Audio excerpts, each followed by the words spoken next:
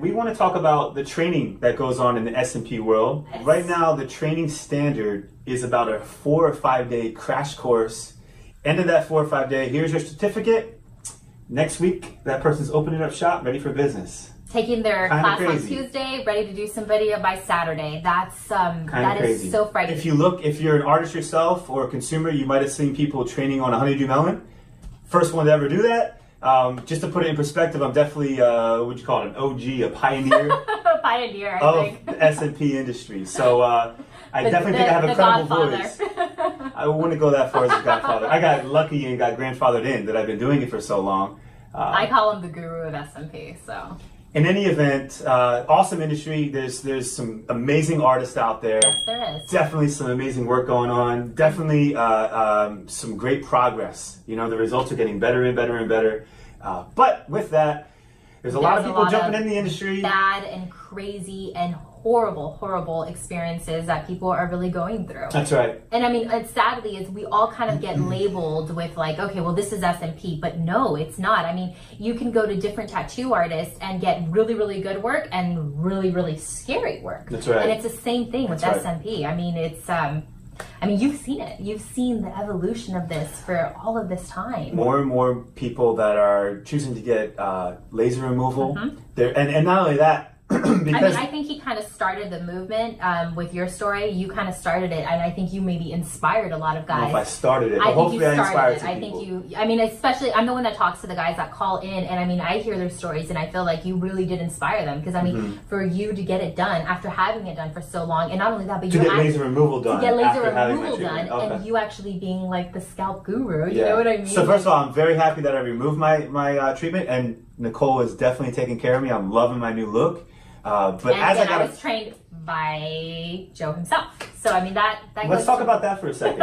So she ran an operation in the cosmetic field doing eyelashes. Yes, and her and a friend collaborated, and they decided to take someone's online training. Now that person who offered the online training happened to be the guy that I worked with for 5 years and helped him build his company. And I actually built the online training.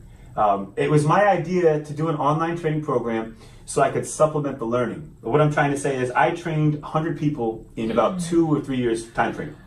And so what I had in mind was let me give someone online training so that when I meet them, they have a foundational skill set. Yes. The online training was never meant to be, I'm going to teach you from scratch how to do and SMP. then go and work on people. Kind of crazy to do. But anyway, that guy that I worked with decided he can make a lot of money, and he did just that. His marketing is phenomenal. I mean, there's so much really good marketing when it comes to trainers and, you know, taking these 4-day courses or these online courses that you can do from the flexibility of your home.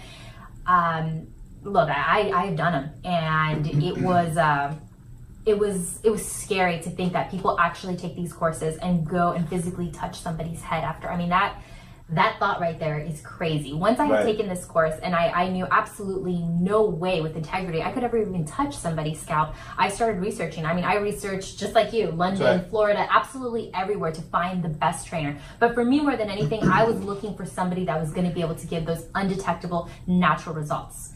And I found you. I know there's a lot of people out there that have businesses very similar to ours that haven't been doing it as long, that will train 20 people a year, 50 people a year, 100 people a year. So, with respect. You might ask yourself, why am I not training so much? Because as a business owner, right, if you just look at the numbers, I can make a lot more money if I added a lot of trainers. Yes. Yeah. So why am I not doing that? I'm not doing that because I felt for years terrible. When someone spends $4,000, $5,000, you know, a lot of women that do, you know, eyebrows, that do permanent makeup, that have kids at home, that take out loans so they can take this training course.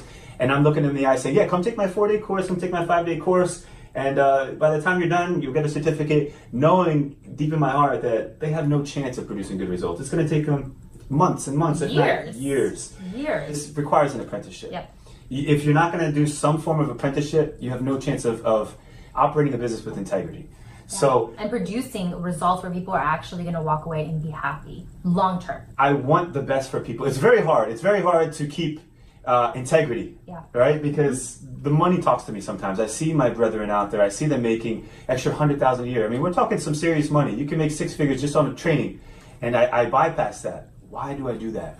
Because it's not respectful to people that have had hair loss. Yeah. Being a client myself, I just couldn't do that to people. It's tough for me because, admittingly, I'm confident I'm one of the best artists out there. Yes, but when it comes to the marketing side, I'm not the best marketer out there in the SMP world. And I know that. And that's fine. That's okay. It's okay with me until I see these marketers making tons of money saying they're the best, they're the best, they're the best. Come take my training, I'm the best. And I talk to these guys after and these women, and just to be quite frank, they can't even get a hold of the companies after, or it takes sometimes weeks to get in touch with those companies that they just paid all this money to. I mean, they, like you said, single moms at home or moms at home taking these trainings, and they take out loans and they can't even get in contact with them to have that, like, just that support. Sure. I mean, that to me is mind-blowing right there. Right. It's I mean, with us, definitely anybody that we've ever trained, they still continue to have that support. That's right. That's right. Well, we're not trying to sell a training here. We're trying to educate consumers that a lot of people that are taking the trainings, they're barely getting trained. I mean, your apprenticeship, I mean, that is so widely different than what's going on today. That's right. That's right. So I apprenticed for 9 months and I never touched anyone's skin. 9 months. I used to, old school apprenticeship, I used to wash and wax cars. I mean, I really earned my stripes. I watched and I observed and I practiced on materials for 8 or 9 months before I ever touched someone's skin. Now, you know, of course, we can accelerate the training. It doesn't need to be that long these days, but, you know, everyone's a little bit different. People can learn faster. No, that's 100% true. But I mean, think about the difference, though. I mean, you apprenticed for 9 months without even touching skin versus somebody that 3 days, 2 days, and it's laughable. It would be funny if it wasn't at the expense of people. Somebody's head, somebody's scalp, somebody's hair loss, somebody's everything that they're going through. That's right. So ultimately, what I think consumers should take away from this is, you know, I'm not saying someone can't take a 4 or 5 day course and be an awesome artist, because I've seen it, but it's like 1 out of 100. It's 1 out of 200. Not everyone's going to do it. So I'm not saying just because someone didn't take a year-long apprenticeship, they're not good. We have 5 people currently right now that are either getting it laser removed and coming to have it redone. And I mean, they've gone to some really well-known artists and have that complete painted-on, Sharpie-looking look going on.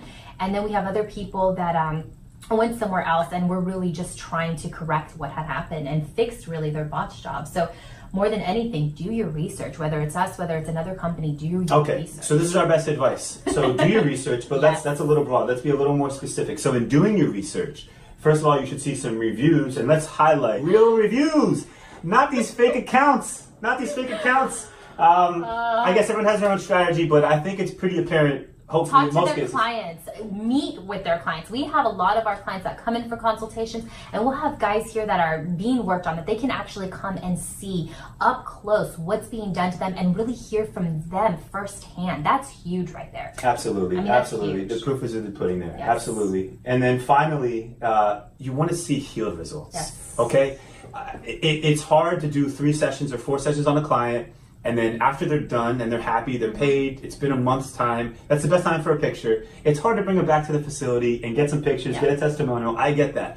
But eventually, you know, if people are doing this for them, they're gonna find some healed results. I'm talking 1 month healed result, 6 months healed result, a year. And what does it look like from there?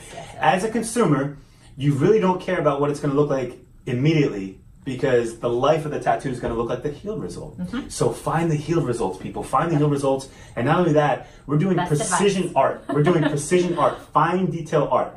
If you can't see a zoomed in photo up close of the fine detail art, don't you have to ask yourself, what are they hiding? What am I missing here?